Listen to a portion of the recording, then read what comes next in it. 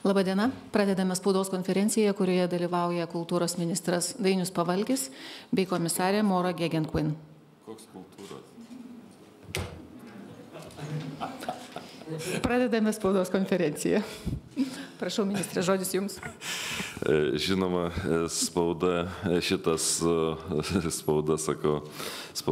nesinervuoja dėl to, kad švietimas, mokslas ir kultūra iš tikrųjų daug kur eina bendrai. Ir iš tikrųjų, aš nežinau, kiek mes norime lietuviško teksto, kiek mes norime angliško teksto. Bet galiu trumpai pasakyti, kad diskutavom klausimą, kokių reikalinga turėti kompetencijų, kad vystyti mokslą, inovacijas ir ateities technologijas. Buvo daug visokių pasisakymų už, prieš universiteto autonomiją, buvo kalbama apie finansavimą šitos sistemos, buvo kalbama apie daug visokių kitokių dalykų. Ir kas svarbiausia, dėl ko šita diskusija yra kilus? Svarbiausias daiktas yra tas, kad turėdami didžiulį nedarbo lygį Europos Sąjungoje, mes turime apie 2 milijonus neužpildytų darbo vietų. Tame tarpe Europoje yra apie 700 tūkstančių neužpildytų informacinių technologijų darbo vietų, kas yra pakankamai keista. Ir mes neturime taip pat pakankamo kiekio technologų, neturime pakankamo kiekio inžinierių, ko reikia netgi išsivysčiusiom Europos šalims. Taip kad šita diskusija buvo tikrai svarbi ir juo labiau, kad mes pakankamai daug investuodami į mokslinių tyrinėjimų infrastruktūrą ir pačius mokslinius tyrinėjimus, nekalbame apie tai, kokių vis tik tai kompetencijų žmonės turi ateiti dirbti, kad jie galėtų būti tiek mokslininkais, gerais dirbančiais tarp universitetų ir kartu su industrija, tiek kokių kompetencijų reikia, kad jie gautų darbą. Tai aš siūlyčiau, naudokitės progą, yra komisarė, paklausinėkite jos, jūs mane pagausit bet kada.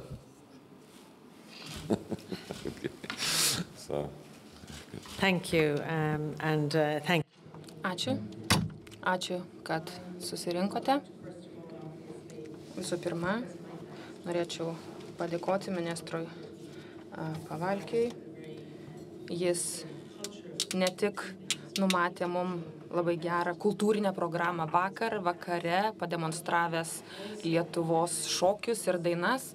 Jis taip pat suteikė mums galimybę padiskutuoti vienu labai svarbiu Europos politikos klausimu. Tokiu klausimu, ties kuriuo mes dar turėsime padirbėti ir kuris yra susijęs su didžiuliu nedarbu, kuris turi padėti mums spręsti nedarbo problemą Europoje. Nacionalinė dailės galerija yra ta vieta, kur dažniausiai ateinate pažiūrėti paveikslus, pasvarstyti, pamastyti, tačiau šiandien mes kalbėjome apie ateitį ir konkrečiai apie mūsų jaunimo ateitį, nuo jų priklausys mūsų visų ateitis.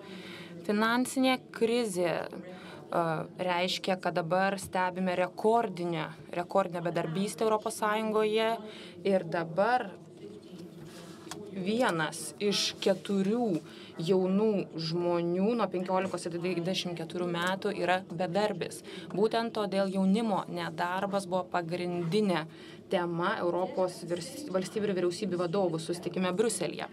Tačiau tuo pat metu verslas sako, kad jie neranda darbuotojų užpildyti darbo vietoms.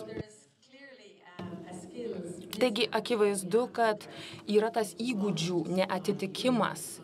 Ta problemą turime spręsti, jei norime užtikrinti, kad būtų specialistų. Aišku, krizė išmokė mus tam tikrų dalykų, kaip turime stiprinti savo ekonomikas.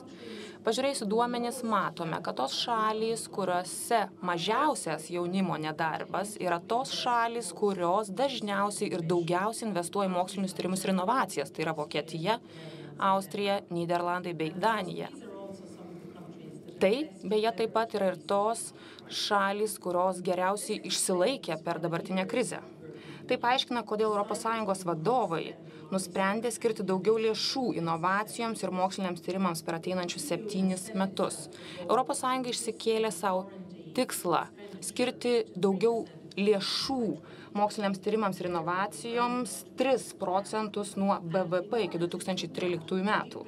Ir siekiant tai padaryti, mums reikės dar 1 milijono mokslininkų. Yra numatyta nauja mokslinio tyrimų finansavimo programa Horizon 2020. Ji turi stiprinti ryšius tarp pramonės ir mokslininkų bei universitetų. Taip pat bus stiprinama ir Marie Curie programa, jai taip pat bus skirtas didesnis finansavimas. 42 jauni lietuvių mokslininkai jau pasinaudojo parama, kurią galima gauti pagal dabartinės Marie Curie programas ir veiksmus ir tikimės, kad jų pavyzdžių paseks ir kiti.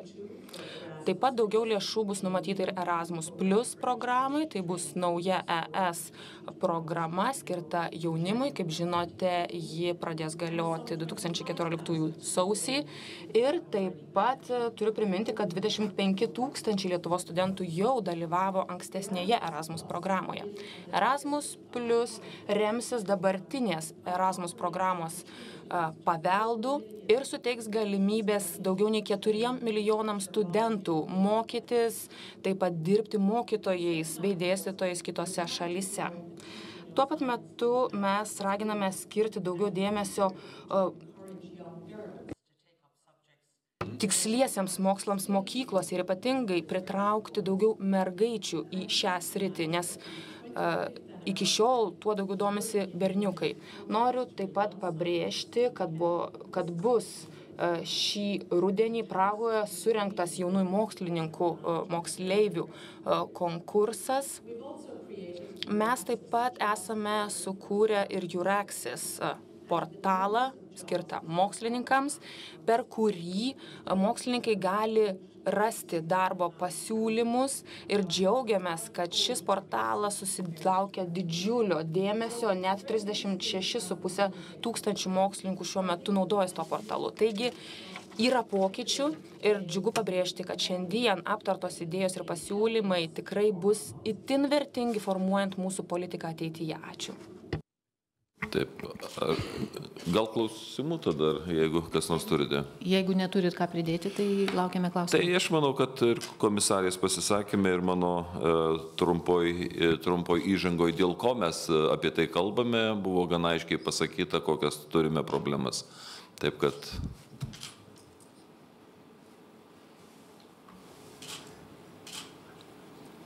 Lietuvos televizija. Lithuanian Television, Kristina Jackuntė. A question to Madam Commissioner. Noriu užduoti klausimą komisijos nariai. Turime tokią problemą. Lietuvoje gabiausi mokiniai nori studijuoti socialinius mokslus, net nesirenka kompiuterijos ar inžinerijos studijų krypties. Ar tokia problema pastebima visoje ES ir jeigu taip, kaip ją spręsite? Ir metų abiturientų pasirinkimus stojant į aukštąsias mokyklas ir ar tai bus panašu į tai, ką jūs čia svarstot, kad geriau būtų, kad studijuotų IT arba inžinerijas? Ačiū. I think first of all that education. Na, pirmiausia, švietimas ir kreipimas į tas kryptis, į tas sritis, kuriuose yra daugiausia darbo vietų, tai jau turėtų būti ne universitetų darbas, o mokyklose tai jau turėtų vykti, kad jaunimas jau mokykloje susidarytų įspūdį, kas yra moksliniai tyrimai, inžinerija, kompiuteriai ir panašiai. Tiksliai mokslai. Tačiau aš nematau labai aiškios priešpriešos su socialiniais mokslais. Jeigu norime išspręsti didžiuosius mūsų visuomenės iššūkius, o toks ir yra mūsų Horizonto 2020 tikslas, tai mums būtinai prireiks ir socialinių mokslų bei humanitarinių mokslų. Jei kalbėtume su tais, kurie, tarkime, kuria lėktuvus, kurie dirba su technologijomis, ekologinėmis technologijomis, kad lėktuvas būtų ekologiškesnis, lengvesnis, viso to mums reikia, jeigu norime aeronautikos srityje lyderiauti pasaulyje.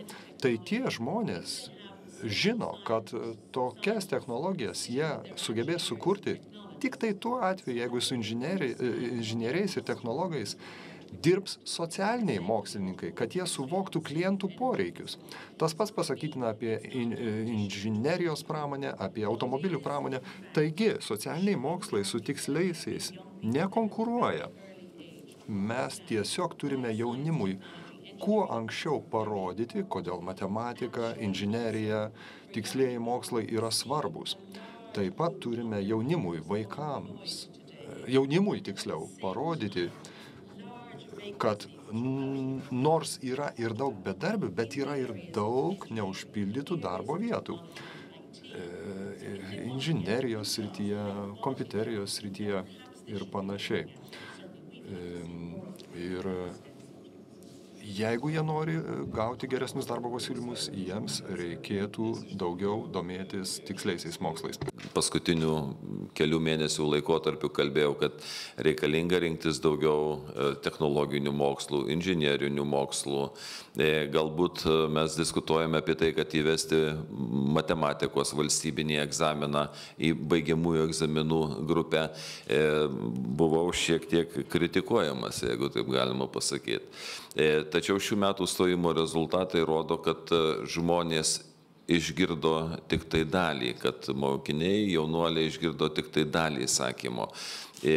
Sumažėjo socialiniuose moksluose 6 ir 7% stojimas, tačiau jie nenuėjo visi į technologinius mokslus, nenuėjo visus inžinierinius mokslus.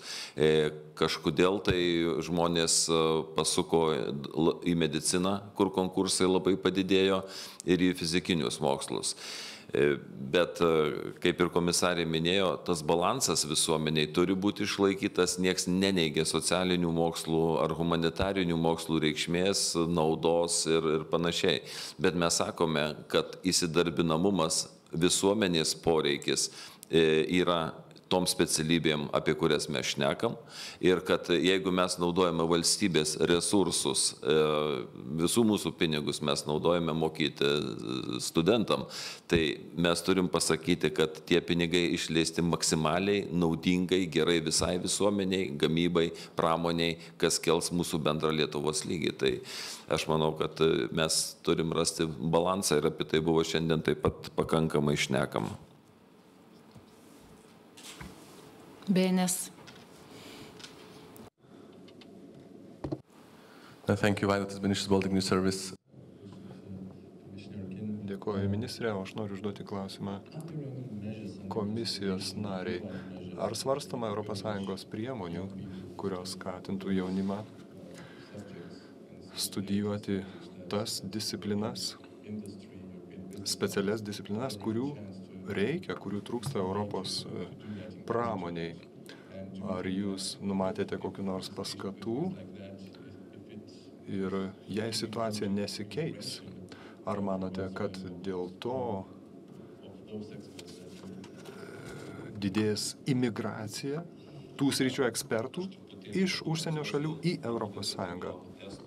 Ministro Avikso pasisakymas.